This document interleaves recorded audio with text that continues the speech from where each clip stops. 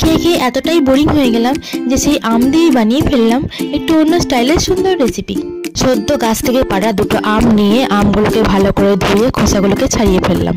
খোসা ছাড়িয়ে আমগুলোকে একটি ছুরির সাহায্যে ছোট ছোট পিস করে নিলাম। ছোট ছোট স্লাইস করে নিলাম যাতে আমগুলো ভালোভাবে মেশে। এবার স্যালাড বানানোর জন্য এর সাথে নিয়ে নিলাম একটি ছোট টমেটো, সেটাকে ছোট ছোট করে পিস করে নিলাম। নিয়ে নিলাম একটি শসা, এটিকেও মিহি মিহি করে পিস করে নিতে হবে।